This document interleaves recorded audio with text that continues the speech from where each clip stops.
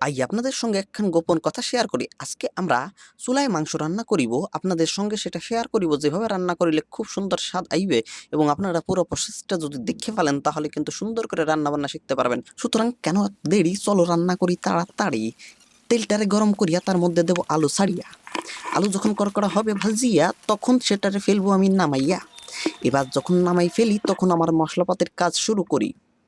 মশলা করিবার লাই তেলের মধ্যে প্রথমে তেজপাতা দেয়া চাই, তারপরে এক এক করিয়া 14 ফেব্রুয়ারির মতো লাইন দিয়া জিরা গোটা, পেঁয়াজ কুচি, রসুন বাটা, আদা বাটা, জিরা বাটা, লঙ্কা বাটা, সর্ষে বাটা এক এক করে দিয়ে দেয়া চাই।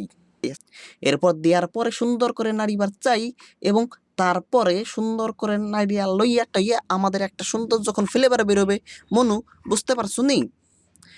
সুন্দর ফ্লেভার বের হলেই তখন আমাদের কাজ শুরু হইবে একটু মাংস দিয়ে দাও, যেটা আমাদের রান্না করিবার জন্য লিয়ে আইছি সেটা আমরা দিয়ে দিই। এবার রান্নার বান্না শুরু হইয়া গেছে, এবার সুন্দর করে কষাইবার চাই। সুন্দর করে কষাইতে যদি না পারি তাহলে কিন্তু মাংসের ফ্লেভারটা আইবে না। এই কারণে সুন্দর করে আমরা নাড়াচাড়া করিয়া ঠিক ততক্ষণ নাড়াচাড়া করিব যতক্ষণ না জলটা ফোরাচ্ছে।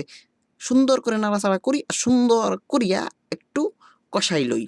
২-১ খান কষানো মাংস কিন্তু আমি খাইয়া লই মাঝখানে, কারণ স্বাদখানা আমার একটু চেক করে লাই। য যে যতখানিক পারো লবণ খাইতে সে ততখানিক লবণ দিবা পরিমাণ মতো। সুতরাং দেখবে একটু চেক করিয়া লবণটা ঠিক হইছে কি হয় নাই।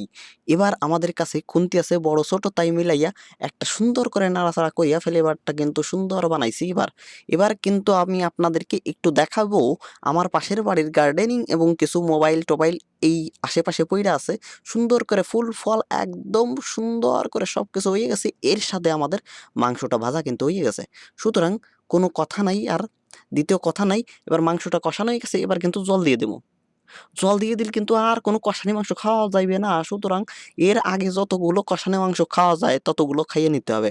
এইটা কিন্তু আমার পদ্ধতি, আমিও কিন্তু খাইয়ে দিয়ে গেলেই। আমার কিন্তু কষানি মাংস বাড়ি পাল্টায়, এইজন্য রান্নাবান্নার দিকে আমি একটু ভারী সুন্দর যাই। মাংস কিন্তু রান্নার পরে অত বেশি খাওয়ার ইচ্ছা নাই, কিন্তু কষানো মাংস কিন্তু খাওয়া চাই। এটা কিন্তু ভুললে চলবো না। এবার কিন্তু জল-টল দিয়া দিয়েছে, হ্যাঁ? জল দিয়ে দিলে এর পরে কিন্তু আর কষানি মাংস খাইতে পারবা না। এইটা হলো আমার কথা। সুতরাং জল দেওয়ার আগে কষানো মাংসটা খাইয়ে নাও। এবার জল দিয়ে যখন দিছি এখন তো আমাদের ততক্ষণ জাল দিতে হবে যতক্ষণ পর্যন্ত না মাংসটা হচ্ছে।